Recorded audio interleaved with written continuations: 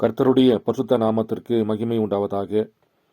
நம்முடைய வெளியேற பெற்ற பிரண்டாம் குடும்பத்திலே வாழ்ந்து கொண்டிருக்கின்ற அன்பு சகோதர சகோதரிகளாகிய வெளியேற பெற்ற முத்துக்களை வைரங்களையும் தனிப்பட்ட நபர்களையும் குடும்பங்களையும் கர்த்தர் இந்த காலை பொழுதிலே அவர் உங்கள் அதிகமாக ஆசிர்வதித்திருக்கின்றார்.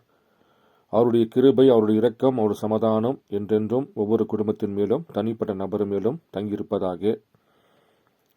சென்ற பதிவிலே மோசேயுடைய மனைவியாகிய சிப்ராலை பற்றி சில காரியங்களை நாம் அறிந்து கொண்டோம். அதே போல இன்றைக்கு அநேக ஜனங்களுக்கு மோசைக்கு 2 மகன்கள் இருந்தார் என்று அநேக கிறிஸ்துவர்களுக்கு தெரியாது. ஏனென்றால் சிப்ரால் அந்த நுனித்தோலை வெட்டுகின்ற பொழுது அந்த மகனுடைய பெயர்தான் கெர்சோம் என்று சொல்லப்பட்டதனால் அனைத்து விதமான சபைகளிலும் ஊழியக்காரர்கள் நீங்கள் பார்ப்பீர் என்றால் மோசைக்கு ஒரு மகன் என்று தான் அவர்கள் பிரசங்கம் செய்திருப்பார்கள். ஆனால் வேத வார்த்தை நமக்கு போதிக்கிறது, மோசைக்கு 2 மகன்கள் இருந்தார்கள். ஒரு மகனுடைய பேர் கெர்சோம் என்றும் இன்னொரு மகனுடைய பேர் எலியசர் என்றும் வேதத்தில் சொல்லப்பட்டிருக்கிறது. அப்படி என்றால் நீங்கள் வேதாகமத்தில் நீங்கள் பார்க்கலாம். உதாரணமாக ஆபிரகாம் ஈசாக்கை பெற்றெடுத்தார். ஆபிரகாமுக்கு பின்னாடி ஈசாக்கிடத்தில் தேவன் அந்த ஜனங்களை வழிநடத்தும்படியாக தேவன் ஈசாக்கை தெரிந்து கொண்டார் என்று நாம் வேதத்தில் பார்க்கிறோம். ஆபிரகாம் என்ன செய்தார்? தன்னுடைய ஜனங்களை வழிநடத்துவதற்கும் தேவனுடைய வழிபாட்டின் முறைகளை ஈசாக்கு கற்றுக் கொடுத்து இந்த ஜனங்களை எப்படி வழிநடத்த வேண்டும் என்று, பலிகளை எப்படி இட வேண்டும் என்று அநேக விதமான காரியங்களை ஆபிரகாம் ஈசாக்குக்கு கற்றுக் கொடுத்திருந்தார். அதே போல ஈசாக்கும் யாக்கோபுக்கு நம்முடைய வழிமுறைகள், தம்முடைய முன்னோர்களுடைய காரியங்கள், அவர்களிடத்தில் தேவன் எப்படி பேசிக்கொண்டார், அவர்கள் எப்படி தேவன் கீழ்ப்படிந்த சில காரியங்களை நீங்கள் பார்ப்பீர் என்றால், ஈசாக்கு ஆபிரகாம் சொல்லிக் கொடுத்ததையும் மற்றும் ஈசாக்கு பெற்றுக்கொண்ட அனுபவத்தையும் யாக்கோபுக்கு சொல்லிக் கொடுத்து வளர்த்து கொண்டு வந்தார்கள். அதே போல யாக்கோபு என்ன செய்தார்? யோசேப்புக்கு ஆபிரகாமின் தேவன் பற்றியும், நோவாக்குடைய காலத்தை பற்றியும், ஈசாக்கை தேவன் எப்படி வழிநடத்தினார் பற்றியும், இப்படி எல்லாமே யாக்கோபின் மூலியமாக யோசேப்புக்கு போதிக்கப்பட்டு வந்தது. இப்படியாகத்தான் நீங்கள் பார்ப்பீர் என்றால், தேவனால தெரிந்து கொள்ளப்பட்ட அந்த ஒரு மனிதன் தன்னுடைய பிள்ளைகளுக்கு வரப்போற காலங்களில் நீங்கள் எப்படி இருக்க வேண்டும், கர்த்தர் யார் என்பதையும், அவர் எப்படி வெளிப்படுகின்றார், அவர் எப்படி அடையாளத்தோடு தனக்கு வெளிப்படுத்தி காண்பிக்கின்றார், அவரை நாம் எப்படி தொழுது கொள்ள வேண்டும், அவருக்கு எப்படி நாம் பலி செலுத்த வேண்டும் என்று இப்படிப்பட்ட கர்த்தருடைய அநேக விதமான காரியங்களை தன்னுடைய குமாரருக்கு கற்றுக் கொடுத்து, அவர்களுடைய காலம் அந்த காட்சி முடிவடைகின்ற பொழுது இந்த பிள்ளைகள் தேவனுடைய நாமத்தை சுமந்து கொண்டு, அவருடைய கட்டளைகளை சுமந்து கொண்டு, தன்னுடைய முன்னோர்கள் எப்படியெல்லாம் தேவனிடத்திலே அவர்கள் உத்தமனாக வாழ்க்கை வாழ்ந்தார் என்று வருகிற சந்ததிக்கு அவர்கள் கற்றுக் கொடுத்திருந்தார்கள்.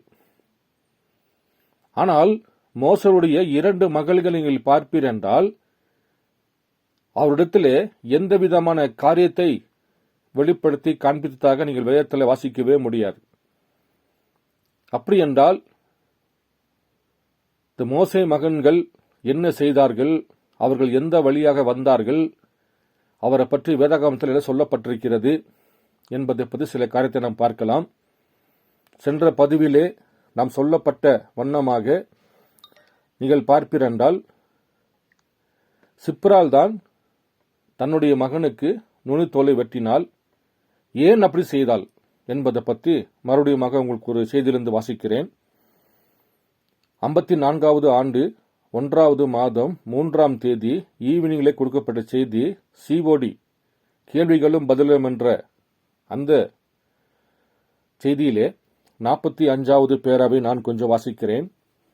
நிச்சயமாக தேவன் அவனுடைய ஜீவனை எடுத்துவிட்டிருப்பார், அவர் அவனை கொல்ல பார்த்தார் என்று அவர் கூறினார். வேதவசனம் எவ்வாறு இருக்கிறது என்று கவனியுங்கள். வழியிலே தங்கும் இடத்திலே கர்த்தர் அவனுக்கு எதிர்பட்டு அவனை கொல்ல பார்த்தார், அதாவது மோசையை கொல்ல பார்த்தார். அப்பொழுது சிப்ரால் கருக்கான ஒரு கல்லை எடுத்து தன் புத்திரனுடைய நுனித்தோலை அறுத்து அதை அவன் கால்களுக்கு முன்பாக எறிந்து, நீர் எனக்கு இரத்த சம்பந்தமான புருஷன் என்றாள்.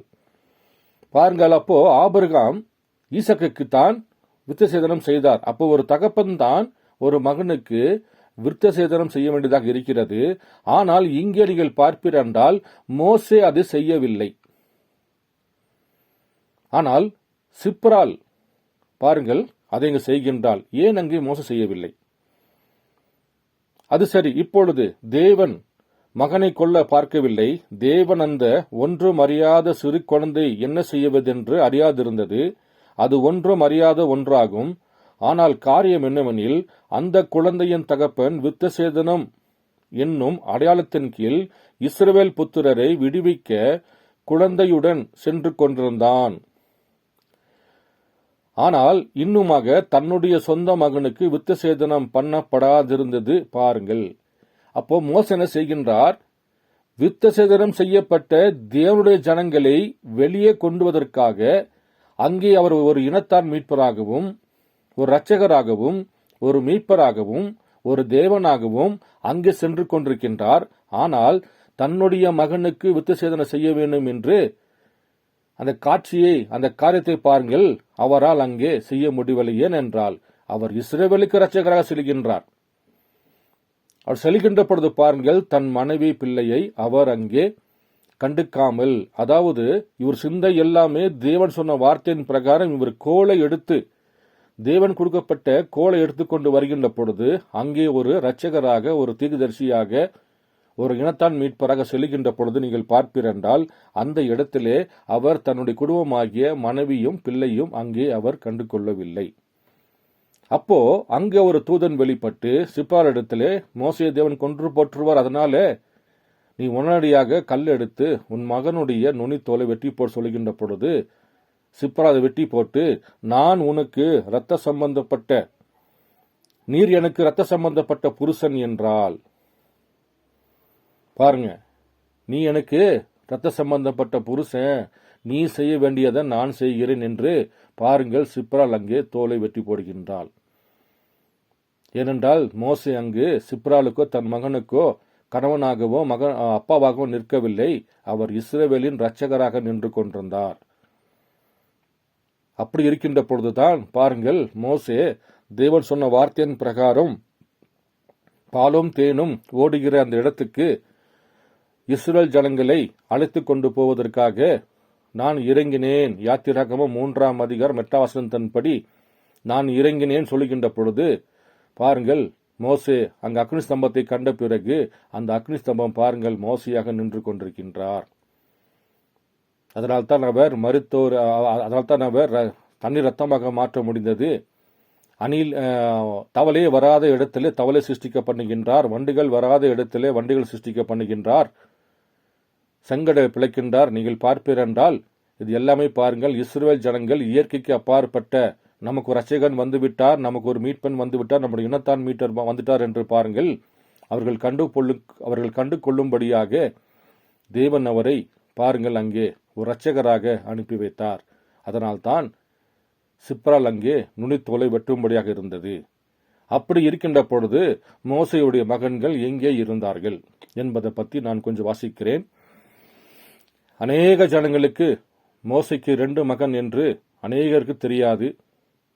எத்தனையோ விதமான போதகருடைய செய்தியை நான் கேட்டிருக்கிறேன் என்று நிறைய பேர் பேசியிருக்கின்றார்கள். ஆனால் மோசைக்கு 2 மகன்கள். அதை நான் கொஞ்சம் வாசிக்கிறேன்.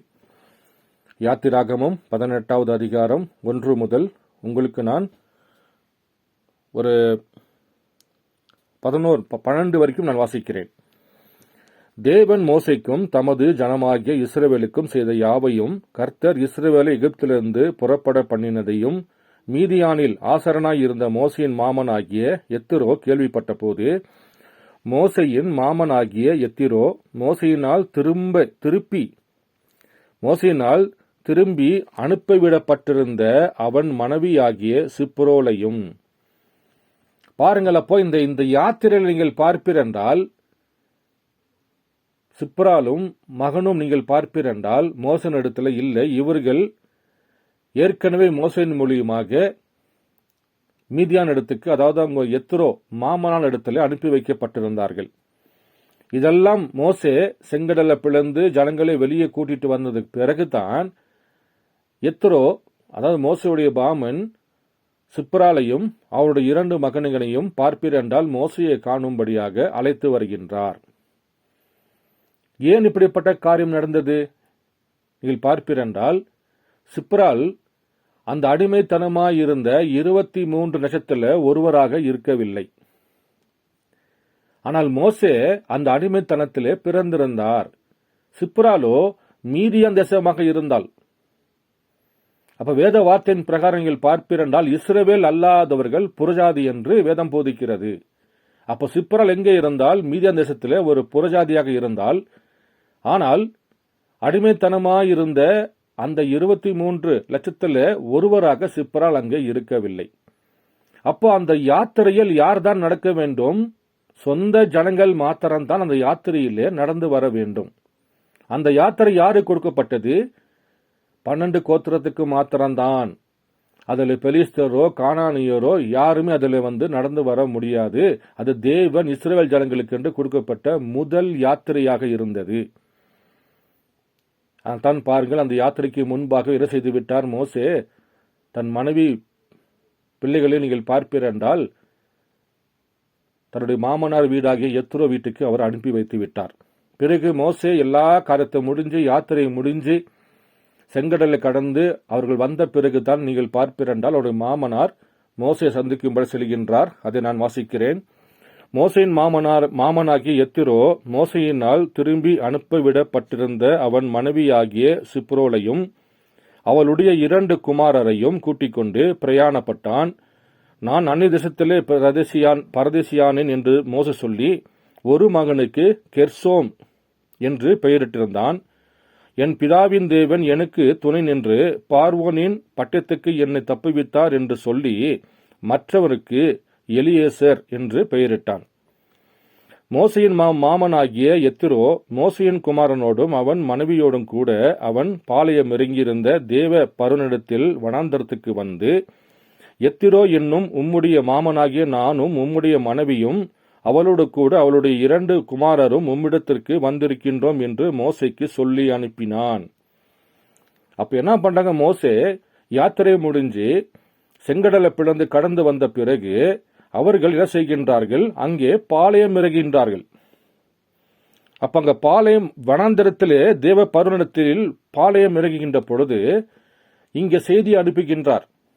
யாரிடத்திலே? மோசன் இடத்திலே, ஒரு மாமனாரும் மனைவியும் 2 மகனும் உங்களை பார்க்க வந்திருக்கிறார்கள், அவர்களை நாங்கள் வர சொல்லட்டுமா என்று மோசனிடத்திலே ஆள் அனுப்பி வைக்கின்றார். அப்பொழுது மோசே தன் மாமனுக்கு எதிர்கொண்டு போய் அவனை வணங்கி முத்தம் செய்து ஒருவரை ஒருவர் சுக செய்தி விசாரித்துக் கொண்டு குடத்துக்குள் பிரவேசித்தார்கள். பின்பு மோசே கர்த்தர் இஸ்ரவேல் நிமித்தம் பார்வோனுக்கும் எகிப்தியருக்கும் செய்த எல்லாவற்றையும் வழியிலே தங்களுக்கு நேரிட்ட எல்லா வருத்தத்தையும் கர்த்தர் தங்களை விடுவித்த ரட்சித்ததையும் தன் மாமனுக்கு விவரித்து சொன்னான். கர்த்தர் இஸ்ரவேலை எகிப்தியரின் கைக்கு தப்புவித்து அவர்களுக்கு செய்த சகல நன்மைகளும் குறித்து எத்திரோ சந்தோஷப்பட்டு, உங்களை எகிப்தியரின் கைக்கும் பார்வோனின் கைக்கும் தப்புவித்து எகிப்தருடைய கையின் கீழ் இருந்த ஜனத்தை விடுவிக்க கர்த்தருக்கு ஸ்தோத்திரம். கர்த்தர் எல்லா தேவர்களை பார்க்கிலும் பெரியவர் என்பதை இப்பொழுது அறிந்திருக்கிறேன். பாருங்கள், இப்படிப்பட்ட ஒரு நிகழ்ச்சி, ஒரு இயற்கைக்கு அப்பாற்பட்ட ஒரு காரியத்தை தேவன் மோசையின் மூலியமாக எகிப்துக்குள்ள நடக்க வைத்து அந்த இடத்திலிருந்து ஜனங்களை விடுவிக்கப்பட்ட அந்த நிகழ்ச்சியை கேட்ட உடனே பாருங்கள், அப்பொழுதுதான் எத்திரோ கர்த்தர் எல்லா தேவர்களை பார்க்கிலும் பெரியவர் என்பதை இப்போது அறிந்திருக்கிறேன். நான் விசுவாசிக்கிறேன், உன்னை வழிநடத்துகிற தேவன் தான் தேவன், தண்ணீரை ரத்தமாக மாற்றினவர் தான் தேவன், தவளையே வராத இடத்திலே தவளை சிருஷ்டிக்க பண்ணினவர் தான் தேவன், வண்டிகள் வராத இடத்திலே வண்டிகளையும் பேன்களையும் கொப்பளங்களையும் சிருஷ்டிக்க பண்ணினவர் தான் தேவன் என்று எத்திரோ அப்பொழுதுதான் கர்த்தருடைய மகிமையை அவன் தெரிந்து கொள்கின்றார். பாருங்கள், கர்த்தர் எல்லா தேவர்களை பார்க்கிலும் பெரியவர் என்பதை இப்பொழுது அறிந்திருக்கிறேன். அவர்கள் இடும்பு செய்த காரியத்தில் அவர்களை மேற்கொண்டார் என்று சொல்லி மோசேயின் மாமனாகிய யெத்ரோ சர்வாங்க தகன பலியும் மற்ற பலிகளையும் தேவனுக்கு கொண்டு வந்து செலுத்தினான். பின்பு ஆரோனும் இஸ்ரவேல் மூப்பர் அனைவரும் வந்து மோசேயின் மாமனோடு தேவ சமூகத்தில் போஜனம் பண்ணினார்கள். அப்ப என்ன பண்றாரு இவர்தான் உண்மையான தேவன் என்று சொல்லி அறிக்கையிட்டு கர்த்தருக்கு நன்றி செலுத்தி அவர் அங்கே தகன பலியும் போஜன பலியும் செலுத்தி அவர்கள் அங்கே சமூகத்திலே அவர்கள் அமர்ந்தார் என்று தான் வேதம் போதிக்கப்பட்டிருக்கிறது. அப்படி என்றால் இந்த கொர்சேம், எலியேசர், அப்போ இவர்களுடைய காரியம் என்ன? ஏனென்றால் எல்லா விதமான தேவனால் தெரிந்து கொள்ளப்பட்ட மனிதர்கள் நீங்கள் பார்ப்பீர் என்றால் ஆபிரகாம் ஈசாக்கை வழிநடத்தி கொண்டு வந்தார், ஈசாக்கு யாக்கோபை வழிநடத்தி கொண்டு வந்தார், யாக்கோபு நீங்கள் பார்ப்பீர் என்றால் யோசப்பை வழிநடத்தி கொண்டு வந்தார். இப்படியாக எல்லாருடைய பசுத்தவான்களுடைய மகன்களை பார்ப்பீர் என்றால் அவர்கள் தகப்பன் மூலியமாக வழிநடத்தப்பட்டார்கள். ஆனால் இங்கே மோசனுடைய மகன்களை நீங்கள் பார்ப்பீர் என்றால் தேவன் அப்படிப்பட்ட ஒரு காரியத்தை நீங்கள் பைபிளில் வாசிக்க முடியாது. அப்படி என்றால் அவர்கள் என்ன செய்தார்கள் பாருங்கள், நான் வாசிக்கிறேன். 1 நாளாகமம் 23வது அதிகாரம் 13 17 வரைக்கும் நான் வாசிக்கிறேன். பாருங்கள், 1 நாளாகமம் 23வது அதிகாரம் 13 நான் கொஞ்சம் வாசிக்கிறேன். அம்ரானின் குமாரர் ஆரோன் மோசே என்பவர்கள் ஆரோனும் அவன் குமாரரும் பசுத்தத்திற்கு பசுத்தமான ஸ்தலத்தை என்றைக்கும் பசுத்தமாய் காக்கிறதுக்கும் என்றென்றைக்கும் கர்த்தருக்கு முன்பாக தூபம் காட்டுகிறதுக்கும் அவருக்கு ஆராதனை செய்கிறதற்கும் அவர் நாமத்திலே ஆசீர்வாதம் கொடுக்கிறதற்கும் பிரித்து வைக்கப்பட்டார்கள். தேவனுடைய மனுஷனாகிய மோசையின் குமாரனவனில் லேவி கோத்திரத்தாருக்குள் எண்ணப்பட்டார்கள். அப்ப இந்த மோசனுடைய 2 மகன்களை நீங்கள் பார்ப்பீர் என்றால் லேவி கோத்திரத்திலே அவர்களுக்குள் அவர்களை எண்ணப்பட்டார்கள்.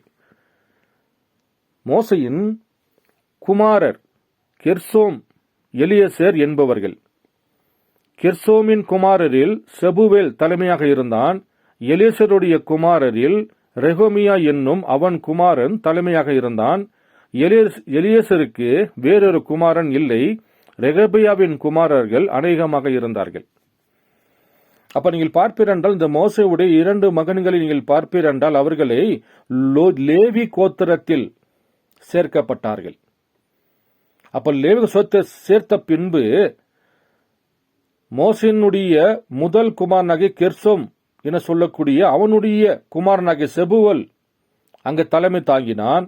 பிறகு 2வது மகனாகிய எலியேசருடைய குமாரன் ரெகபியா என சொல்லக்கூடியவன் அங்கே லேவி கோத்திரத்தில் எண்ணப்பட்டு அதற்கு அவன் தலைவனாக இருந்தான். அப்படி இவர்கள் இருக்கின்ற பொழுது இவர்கள் என்ன செய்தார்கள்? நீங்கள் 1 நாளாகமம் 26வது அதிகாரம் 24 முதல் 28 வரைக்கும் நான் கொஞ்சம் வாசிக்கிறேன்.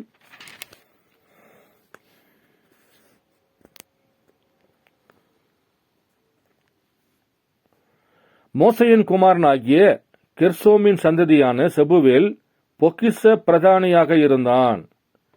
பாருங்கள், மோசனுடைய முதல் குமாரனாகிய கெர்சோமின் சந்ததியான செபுவேல், அதாவது மோசனுடைய பேரனாக செபுவேல் அங்கு இருக்கின்றார். அவருடைய வேலை என்னவாக இருந்தது? பொக்கிஷ பிரதானியாய் இருந்தான். எலியேசர் மூலமாய் அவனுக்கு இருந்த சகோதரனானவர்கள் இவன் குமாரன் ரெகபியாவும், இவன் குமாரன் ஏசாயாவும், இவன் குமாரன் எரோமாமும், இவன் குமாரன் சீக்கிரியும், இவன் குமாரனும் செலோத்தியுமே. ராஜாவாகிய தாவீதும் 1000 பேருக்கு அதிபதிகளும் 100 பேருக்கு அதிபதிகளுமான பிதாக்களின் தலைவரும் சேனாதிபதிகளும் யுத்தத்தில் அகப்பட்ட கொள்ளைகளில் எடுத்து கர்த்தருடைய ஆலயத்தை பரிபாலிக்கும்படி பசுத்தம் என்று நேர்ந்து கொண்ட பொருள்களின் பொக்கிஷங்கள் எல்லாம் அந்த செலோமித்தும் அவனுடைய சகோதரரும் விசாரித்தார்கள். அப்போ இவர்களை சிலர் பார்ப்பீர்கள், இவர்கள் ஞானசித்திக்காரனாகிய சாமுவேலும் கீசியின் குமாரனாகிய சவுலும் நேரின் குமாரனாகிய அம்ரேனரும் செரியாவின் குமாரனாகிய யோவாபும் அவரவர் பசுத்தம் என்று நிறந்து கொண்ட அனைத்தும் செலோமித்தின் கையின் கீழும் அவன் சகோதரன் கையின் கீழும் இருந்தது. அப்போ தாவீதினுடைய ராஜாவின் காலத்திலே நீங்கள் பார்ப்பிரண்டால் அவர்கள் சண்டையிட்டு கொண்டு வருகின்ற எல்லா விதமான பொன் வெள்ளி இப்படிப்பட்ட அனைத்து காரியங்களும் அவர்களுடைய கொண்டு வருகின்ற எல்லா விதமான பொருள்களின் மீது இவர்கள் விசாரணைக்காரராக இருந்தார்கள். யாருடுங்க? மோசனுடைய வந்த முதலாவது மகன், இரண்டாவது மகன் மூலியமாக வெளிப்பட்ட மகன்கள் அவர்கள் லேவி கோத்திரத்தில் சேர்க்கப்பட்டு கொள்ளையெடுத்து கொண்டு வருகின்ற தாவீது ராஜாவுடைய மூலியமாக கொள்ளடிக்கு வருகின்ற 100க்கு அதிபதியாகவும் 1000க்கு அதிபதியாக இருக்கிற எல்லா விதமான கொள்ளை பொருட்களுக்கும் இவர்கள் பாதுகாவலராக அதை பசுத்தப்படுத்துவதற்காக பாருங்கள், இப்படிப்பட்ட லேவியருடைய கோத்திரத்தில் இவர்கள் சேர்க்கப்பட்டார் என்று வேதம் போதிக்கிறது. ஆனால் ஆபிரகாமுடைய மகனாகிய ஈசாக்கோ தேவனுடைய வார்த்தைகளையும் பாரம்பரியங்களையும் தேவனை குறித்த அனைத்து விதமான கட்டளைகளையும் தனக்கு பின் வருகிற சந்ததிக்கு பாருங்கள் ஈசாக் அங்கே அறிவித்துக் கொண்டு வந்திருந்தார். அதே போல ஈசாக்கினால் பெற்றெடுக்கப்பட்ட யாக்கோபின் மூலியமாகவும் அந்த சந்ததிக்கு பார்ப்பினால் தேவனுடைய வார்த்தைகளையும் கற்பனைகளையும் வழிமுறைகளையும் பலி எப்படி செலுத்த வேண்டும் என்பதை பற்றியும் அவர்கள் மூலியமாக கற்றுக் கொடுக்கப்பட்டு வந்திருந்தார்கள். யோசப்பின் மூலியமாக நீங்கள் பார்ப்பிரண்டால் அவர்கள் மூலியமாகவும் அநேக விதமான கர்த்தருடைய வார்த்தைகளையும் பிதாக்களுடைய பாரம்பரியங்களையும் மற்றும் வழிமுறைகளையும் பாருங்கள் அவர் சந்ததிக்கு வழிநடத்தும்படியாக தேவன் அவர்கள் தெரிந்து கொண்டார். ஆனால் மோசேனுடைய மகன்களை நீங்கள் பார்ப்பீரென்றால் அவர் லேவியின் கோத்திரத்திலே சேர்க்கப்பட்டு அவர்கள் ஆலயத்தில் வருகின்ற கொள்ளடிக்கப்பட்டு வருகின்ற அனைத்து விதமான பொருட்களுக்கும் பாருங்கள் அவர்களை விசாரிப்புக்காரனாக வைத்துக் கொண்டு தேவன் அவர்களை அங்கே வழிநடத்தி கொண்டு வந்தார். ஏனென்றால் இவர்களோ பாருங்கள் அந்த 12 கோத்திரத்துக்குள்ள எகிப்தில் அடிமைத்தனமாய் இருந்த அந்த இடத்திலிருந்து மோசேயை தேவன் அங்கு பெண்ணை தெரிந்து கொள்ளவில்லை. ஆனால் இவர்களோ அந்த அடிமைத்தனமாய் இருந்த இஸ்ரவேலுடைய கோத்திரத்துக்குள்ள இல்லாத ஒரு பெண்ணாகத்தான் இருந்தது. எத்திரோன் நீங்கள் பார்ப்பீரென்றால் மீதியான் தேசத்திலே அவர் ஒரு ஆசிரியனாக இருந்தார் என்று வேதம் போதிக்கிறது. ஆனால் மோசே எல்லா விதமான எகிப்தின் தேவன் அதிசயத்தின் அற்புதத்தின் மூலியமாக இயற்கைக்கு அப்பாற்பட்ட காரியங்கள் நடப்பித்து வந்த பிறகுதான் எத்திரோன் இவர்தான் உண்மையான கர்த்தர் என்று தேவனை முழு மனதாக ஏற்றுக்கொண்டான். அதுக்கு முன்பாக பாருங்கள் தேவன் இஸ்ரவேல் ஜனங்களை வழிநடத்துவதற்காகத்தான் தேவன் மோசையை 2 அடையாளங்களோட தேவன் அனுப்பி வைத்தார். ஆனால் அங்கே மோசே நிற்கின்ற பொழுது அவர் எப்பொழுது அக்னி ஸ்தம்பத்தை பார்த்தாரோ, எப்பொழுது தேவனிடத்தில் ஆண்டவரே என்னால் இது போக முடியாது, நான் தகுதியற்றவன், நான் கொலை செய்து கொண்டு வந்தேன், என் நாவோ மந்தமாக சொல்கின்ற பொழுது தன்னுடைய பலவீனத்தை 7 பலவீனங்களை தேவனிடத்தில் அறிக்கை இடுகின்ற பொழுது தேவன் நான் உன்னோடு இருக்கிறேன், நான் இருக்கிறதாக இருக்கிறேன், உனக்கு நான் ஒரு தீர்க்கதரிசியாக உன்னுடைய அண்ணனாகிய ஆரோனை உன்னுடைய தீர்க்கதரிசியாக அனுப்புகிறேன், நீ பார்வனுக்கு தேவனாக போகின்றாய், நீ ஆரோனுக்கும் தேவனாக போகின்றாய், நீ இஸ்ரவேலுக்கும் தேவனாக போகிறாய் என்று சொல்லி பாருங்கள். தேவன் யாத்திராகமம் 3ஆம் அதிகாரம் 8ஆம் வசனத்தின் பிரகாரம் பாலும் தேனும் ஓடுகிற இடத்திற்கு இஸ்ரவேல் ஜனங்களை நான் வழிநடத்துவதற்காக இறங்கினேன் என்று சொன்னவர் மோசைக்குள்ளே தன்னை திரை மறைத்து கொண்டார். மோசே அந்த காலத்துக்கு பாருங்கள் திரை மறைத்து கொண்ட தேவனாக நின்று கொண்டிருந்தார். அதனால்தான் தேவன் யாத்திராகமும் 7ஆம் அதிகாரம் 1ஆம் வசனத்திலே மோசே பார், உன்னை நான் பார்வனுக்கு தேவனாக்கினேன், உன்னுடைய சகோதரன் உனக்கு தீர்க்கதரிசியாக இருப்பான் என்று தேவன் அவரை வழிநடத்தி காண்பித்தார்.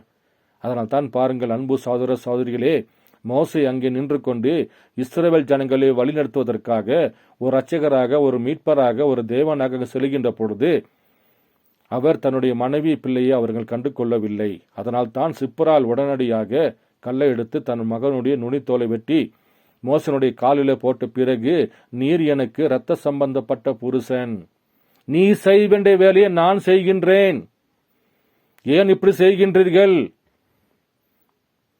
ஏன் எங்களை கண்டு கொள்ளவில்லை, ஏன் இப்படிப்பட்ட காரியம் என்று பாருங்கள் கோபத்திலே மோசைக்கு முன்பாக நுனித்தோலை எடுத்து வீசுகிறார் என்று வேதம் போதிக்கிறது. இதனால் தாங்க அப்படிப்பட்ட ஒரு நிகழ்ச்சி அங்கே நடந்தது. தேவன் அங்கே மோசையை பாருங்கள், தேவன் தன்னை திரை மறுத்து கொண்டார். மோசை ஆசரிப்பு கொடுத்து போகின்ற பொழுது மோசை முக்காடு போடாமல் சென்றார். அங்கு அக்னி ஸ்தம்பத்தில் நின்று கொண்டு பேசினவர் பிறகு மோசை வெளியே வருகின்ற பொழுது முக்காடு போட்டு கொண்டார். ஏனென்றால் தேவன் மோசையாக நின்று கொண்டார். மோசையோட முகம் பிரகாசிக்கப்பட்டு இருப்பதனாலே இது ஜனங்கள் யாராவது பார்த்தா செத்து போயிடுவாங்க. அதனால மோசே, நீ முக்காடு உன் முகத்துக்கும் தலைக்கும் போட்டுக்க என்று சொல்லி தேவன் முக்காடை போடு வைத்தார். சாதாரண ஒரு மனிதன் எப்படி செங்கடலை பிளக்க முடியும்? சாதாரண ஒரு மனிதன் தவளையே வராத தவளை எப்படி சிருஷ்டிக்க பண்ண முடியும்? அதே மோசத்தான் இன்றைக்கு அணிலே வராத இடத்தில் அணிலை சிருஷ்டிக்க பண்ணி காண்பித்தார். அதே யெகோவா தேவன் தான் பாருங்கள், இன்றைக்கும் அணிலே வராத இடத்தில் அணில் சிருஷ்டிக்க பண்ணி காண்பித்தார். இயேசு கிறிஸ்துவாக நின்று கொண்டு மீனே வராத இடத்திலே பாருங்கள் 2 படகுகள் அவிழ்ந்து போகும் அளவுக்கு, மீன்கள் வராத இடத்துல ஒரு மீன்கார சொல்றாரு, ஆண்டவரே இந்த இடத்துல மீன் வரவே வராது, ராம் முழுதும் நாங்கள் கஷ்டப்பட்டு வந்தோம், இந்த இடத்துல மீனே வராது, ஆனால் உம்முடைய வார்த்தைக்கு நாங்கள் கீழ்ப்படுகிறோம் என்று சொல்லிப்பார்கள். வலையை போட்டார்கள். அங்கே தேவன் சிருஷ்டிக்க பண்ணி காண்பித்தார். அவர் நேற்றும் இன்றும் என்றும் மாறாதவர். தவளையே வராத இடத்திலே, வண்டுகள் வராத இடத்திலே, பேன்கள் வராத இடத்திலே, கொப்பளங்கள் வராத இடத்திலே நீங்கள் பார்க்கிறான் தேவன் யெகோவா தேவனாக நின்று கொண்டு அக்னிஸ்தம்பமாக நின்று கொண்டு ஜனங்கள் மத்தியில் அதே வெளிப்படுத்தின தேவன் தான் இயேசு கிறிஸ்துவாக நின்று கொண்டு மீன்களை சிருஷ்டிக்க பண்ணி, அது மாத்திரமில்ல சுட்ட அப்பத்தையும் தேவன் சிருஷ்டிக்க பண்ணி காண்பித்தார். பொரித்த மீனையும் தேவன் சிருஷ்டிக்க பண்ணி காண்பித்தார். யாருங்க சிருஷ்டிக்க பண்ண முடியும்? மாவெடுத்து பிசைந்து அதை ஊற வச்சு தட்டி அடுப்புல போட்டு அப்பமாக வருகின்ற அந்த அப்பத்தை யாருங்க சிருஷ்டிக்க பண்ண முடியும்? மீனை பிடித்து குடலெல்லாம் கில் பண்ணி அதுக்கு மசால் தழுவி எண்ணெயில போட்டு பொறிச்சு அந்த மீனை எப்படிங்க ஒருத்தர் சிருஷ்டிக்க பண்ண முடியும்? பாருங்கள், மகத்துவமானவர் அவர், நேற்றும் இன்றும் என்றும் மாறாதவர். தன் ஜனங்களுக்கு முன்பாக அதே அடையாளங்களை இன்றைக்கும் அவர் காண்பித்துக் கொண்டிருக்கின்றார். ஜனங்களோ அது விசுவாசிப்பதில்லை. ஜனங்கள் தேவனுடைய வார்த்தைக்கு பதிலாக கோட்பாடுகளை ஏற்றுக்கொள்கின்றார்கள். தேவனுடைய வெளிப்பாட்டுக்கு பதிலாக தன்னுடைய படிப்பின் ஞானத்தினால இது இப்படி இருக்கும் அப்படி இருக்கும் என்று சொல்லி பரிசேர் சதுசேர் போல இன்றைக்கு ஜனங்கள் தேவன் இப்படித்தான் வருவார் அப்படித்தான் வருவார் என்று தன்னுடைய சபை கோட்பாடுகள் மூலியமாகவும் தன் படிப்பின் ஞானத்தின் மூலியமாகவும் தேவனுடைய வார்த்தை இன்றைக்கு பார்ப்பின அவர்கள் கூகுள்குள்ள சென்று அவர்கள் தேடுகின்றார்கள். தேவனுடைய வார்த்தை ஒருவர் போதிப்பார் என்று அவர்கள் என்ன செய்கின்றார்கள்? நெட்ல போயிட்டு கூகுள்ல போய் போட்டு தேடிக்கொண்டிருக்கின்றார்கள். எப்படிங்க கூகுள்ல கர்த்தருடைய வெளிப்பாடு வரும்? எப்படிங்க கர்த்தருடைய வெளிப்பாடு ஒரு சபை போதகர் ஒரு காலேஜின் மூலியமாக வெளிப்பாடு பெற்றுக்கொள்ள முடியும்? பேதுரு அப்படி வெளிப்பாடு பெற்றுக்கொள்ளவில்லையே. பசுத்தாவின் மூலியமாக இவர்தான் கிறிஸ்து, இவர்தான் தேவன் என்று விசுவாசிக்கின்ற பொழுது பேதுருவே, ரத்தமும் மாம்சமும் உனக்கு வெளிப்படுத்தவில்லை, பரலோகத்தில் என் பிதாதான் உனக்குள் வாசம் செய்து இந்த உலகமெல்லாம் என்னை மனிதன் என்றும் தீர்க்கதரிசி என்றும் பெயல்செபூல் என்றும் போஜன பெரியன் சொல்லுகின்ற பொழுது உனக்குள் வாசம் செய்கிற என் பிதா இந்த மாம்சத்தில் வெளிப்பட்ட இயேசு யார் என்பதை உனக்கு வெளிப்படுத்தி காண்பித்தார். இதோ இதுதான், இந்த வெளிப்பாடு தான் பரலோகத்தின் திருவுக்கோள். இந்த வெளிப்பாட்டின் மேலே சபையை கட்டுகிறேன். பேதுரு மேலே தேவன் கட்டல. பேதுரு பெற்றுக்கொண்ட மாம்சத்தில் வெளிப்பட்ட அந்த இயேசு தான் கிறிஸ்து என சொல்லக்கூடிய அந்த வெளிப்பாட்டின் மேலதான் தேவன் சபையை கட்டினார் தவிர பேதுரு மேலே கட்டவில்லை. முதல் சபை ஆபேலின் வெளிப்பாட்டின் மேலே கட்டப்பட்டது. காயினங்க நின்று கொண்டு தேவனுக்கென்று பல வகைகளையும் காய்கறிகளும் கொண்டு போய் அவரோடு பலிப்படுத்தி அலங்காரப்படுத்தி வைக்கின்ற பொழுது தேவன் அதில் வாசம் செய்யவில்லை. ஆனால் சின்னதா ஒரு பலிப்பிடத்தை கல்லின் மூலியமாக எடுக்க வைக்கப்பட்டு தன் தகப்பன் தாய் செய்த பாவத்துக்காக இரத்த சம்பந்தப்பட்ட பாவம் என்று அந்த வெளிப்பாடை பெற்றுக்கொண்டு ஒரு ஆடை பலியிடுகின்ற பொழுது தேவன் ஆபேலுடைய வெளிப்பாட்டின் மேல் நின்றார் என்று வேதம் போதிக்கிறது. அதே போல இன்றைக்கும் தேவன் வெளிப்பாட்டின் மேலதான் நிற்கின்றார். உலக சபை ஸ்தாபன கோட்பாடுக்குள் அல்ல. இன்னைக்கு அநேக விதமான போதர்கள் பரிசேயராகத்தான் நின்று கொண்டிருக்கின்றார்கள். தேவன் இப்படித்தான் வருவார், அப்படித்தான் வருவார் என்று தன்னோடு தனக்குரிய ஞானத்தை ஏற்றுக்கொண்டு இப்படித்தான் வருவார் என்று காத்து கொண்டிருக்கின்றார்கள். தேவன் முதல் வரிகளை என்ன அடையாளம், என்ன செஞ்சார்? அவர் வார்த்தை மாமிசமாக மாறினது. இன்றைக்கும் அதே வார்த்தை, இன்றைக்கும் அது மாமிசமாக மாறி அது எந்த ரூபத்தில் வந்திருந்தாலும் தேவன் அந்த ரூபத்தில் நின்று கொண்டு தேவன் தன் வார்த்தையை நிறைவேற்றுகிற தேவனாக இருக்கின்றார். தன் வார்த்தையை பாதுகாத்துக் கொள்கிற தேவனாக இருக்கின்றார். ஆதி ஆமத்திலிருந்து மல்கியா வரைக்கும் தேவன் இஸ்ரவேல் ஜனங்களுக்காக என்னென்ன அடையாளத்தை கொடுத்து எந்த அடையாளத்தோடு அவர் தன் இஸ்ரவேல் ஜனங்களை வழிநடத்தினாரோ, அக்னி ஸ்தம்பத்தின் மூலியமாக, மேகஸ்தம்பத்தின் மூலியமாக, அற்புத அடையாளங்கள், இயற்கைக்கு அப்பாற்பட்ட காரியத்தின் மூலியமாக தேவன் வழிநட. அதே போல கடைசியாக தேவன் அக்னி ஸ்தம்பத்தின் மூலியமாக, மேகஸ்தம்பத்தின் மூலியமாக மரித்தவர் உயிர்ப்பித்து காண்பித்து, குருடனை பார்க்க வைத்து, முடுவனை நடக்க வைத்து, அணிலே வராத இடத்தில் அணிலே தேவன் சிருஷ்டிக்க பண்ணி, மரித்து போன மீனுக்கு ஜீவனை கொடுத்து, ஆட்டுக்குட்டியானவர் தான் முத்திரை உடைக்க வேண்டும் என்று வேதம் சொல்லுகிற போது ஆட்டுக்குட்டியானவர் பூமிக்கு இறங்கி வந்து முத்திரை திறந்து கொடுத்து, தேவன் அதே மெசியாவின் அடையாளங்கள், அதே இயேசுவின் அடையாளங்கள், அதே யோசுவா அடையாளங்கள், அதே ஏலோயிம் அடையாளங்கள், லோகோஸ் அடையாளத்தை தேவன் பூமியில் காண்பித்து நடமாடக்கூடிய மனிதனாக பரிசுத்தாவை நின்று கொண்டு ஜனங்கள் மத்தியிலே வேத வார்த்தை நிறைவேறுதலாக நின்று கொண்டிருக்கின்றார். ஜனங்கள் இன்றைக்கு அவர்களை விசுவாசிக்கவில்லை. பரிசேயர்கள் போல தேவனை மறுதலித்து விட்டார்கள். சதுசேயர்கள் போல தனக்கென்று ஒரு கோட்பாடுகளை வைத்துக் கொண்டு எங்கள் தேவன் இப்படித்தான் வர வேண்டும் என்று அவர்கள் பாருங்கள் அந்நானிகர்கள் போல, இஸ்ரேல் ஜனங்கள் போல இன்றைக்கு வெளிப்பட்ட மெசியா அவர்கள் புறக்கணித்து விட்டார் என்று வேதம் போதிக்கிறது. பாருங்கள், ஒரே ஒரு பேரா மட்டும் வாசிக்கிறேன். பாருங்கள், செய்தியின் தலைப்பு தேவன் திரை நீக்கப்படுதல், த அன்வில்லிங் ஆஃப் காட். ஜூன் மாதம் 14ஆம் தேதி 1964 கொடுக்கப்பட்ட செய்தியில இந்த செய்தியை மட்டும் நீங்க வாசித்து பாருங்க. மோசே யார் என்று நீங்கள் அறிந்து கொள்ள முடியும். மோசே எதற்கு முக்காடு போட்டார், மோசே அன்றைக்கு நாட்களிலே அவர் எப்படியாக தேவனாக எப்படி நின்று கொண்டார் என்று நீங்கள் மோசே தேவனா இல்லையா என்று அறிந்து கொள்ளும்படியாக இந்த செய்தி கண்டிப்பாக நீங்கள் வாசியுங்கள், கேளுங்கள். தேவன் திரை நீக்கப்படுதல், மோசே யார் என்று நிச்சயமாக இந்த செய்தியின் மூலியமாக நீங்கள் அறிந்து கொள்ள முடியும். இதில் நான் உங்களுக்கு 71வது பேராவை மாத்திரம் நான் வாசிக்கிறேன். இப்பொழுது ஞாபகம் கொள்ளுங்கள், தேவனுடைய குமாரனுக்கும், அதாவது லவதிக சபையின் காலத்தில் அவர்கள் அவரை வெளியே தள்ளிவிட்டார்கள். பாருங்கள், லவதிக சபைக்கு இயேசு கிறிஸ்து வந்தார், அவர்களோ அவரை வெளியே தள்ளிவிட்டார்கள். அப்ப அவர் எங்க வந்தார்? பாருங்கள், லவதிக சபை கதவை தட்டினது யார்? அந்த தூதன் யாராக இருக்கின்றார்? பாருங்கள், வில்லியம் மரியன் பிரண்ணாம். அப்ப ஏன் அவர் தலைக்கு மேல் அக்னி ஸ்தம்பம் இருக்க வேண்டும்? அவர் தோல் மேல் ஏன் அக்னி ஸ்தம்பம் இருக்க வேண்டும்? அவர் ஏன் மரித்தவரை உயிர்ப்பித்து காண்பிக்க வேண்டும்? ஏன் குருடனை பார்க்க வைக்க வேண்டும்? முன்ன பின்ன தெரியாத ஒருவருடைய உள்ளத்தை ஆராய்ந்து பார்த்து சமாரிய பெண்ணுகிட்ட இயேசு பேசுனது போல ஏன் பேச வேண்டும்? அப்படி என்றால் அவர் யார்? பாருங்கள், லவதிக சபையின் காலத்தில் அவர்கள் அவரை வெளியே தள்ளிவிட்டார்கள். அவர் மறுபடியும் மனுஷகுமாரனாக தீர்க்கதரிசியாக வெளிப்பட்டு மற்றவர்களை நிறைவேற்றுவார் என்று அவர் லூக்கா சுவிசேஷத்தில் கூறுகின்றார். பாருங்கள், வேத வாக்கியங்கள் பரிபூர்ணமாக ஒன்றோடு ஒன்று இணைகின்றன. மனுஷகுமாரன், தேவனுடைய குமாரன், தாவீதின் குமாரன். அது என்ன? அது தேவன், அதே தேவன் எல்லா நேரத்திலும் தமது உருவத்தை மாற்றிக்கொள்ளுதல்.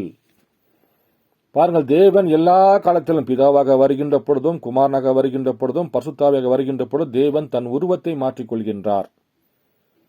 முதல் வருகையில் அவர் மாம்சத்தில் வெளிப்பட்டு மனிதனாக வருவார் என்றால், இரண்டாவது வருகையிலும் அவர் மனிதனாகத்தான் வர வேண்டும் என்று வேதம் போதிக்கிறது. அது எப்படி வர வேண்டும்? அவர் மனுஷகுமாரனாக வர வேண்டும் என்று போதிக்கிறது. அதனால்தான் அவர் மனுஷகுமாரனாக லூக்கா 17:30 பிரகாரம் வந்திருக்கின்றார். அது அதே தேவன் எல்லா நேரத்திலும் தமது உருவத்தை மாற்றிக்கொள்ளுதல். என்மார்பி, அதை அவர் மாற்றிக்கொண்டார். என்மார்பி என்பது பாருங்கள், தன் உருவத்தை மாற்றிக்கொள்ளுதல். அது அவருக்கு பெரிய நாடகமாக உள்ளது. அவர் அதில் நடித்துக் கொண்டிருக்கின்றார். அவர் மனுஷகுமாரனாக வந்தார், தீர்க்கதரிசியாக அவர் பிழை என்று அப்படி செய்தார்.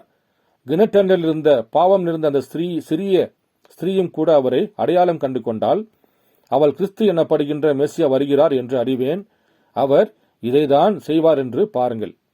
அவள் முன்குறிக்கப்பட்ட வித்தாய் இருந்தபடியால் அவரை அடையாளம் கண்டு கொண்டாள். அப்ப இன்றைக்கும் நீங்கள் முன்குறிக்கப்பட்ட வித்தாக இருந்தால் லவோதிக சபைக்கு வந்தது யார்?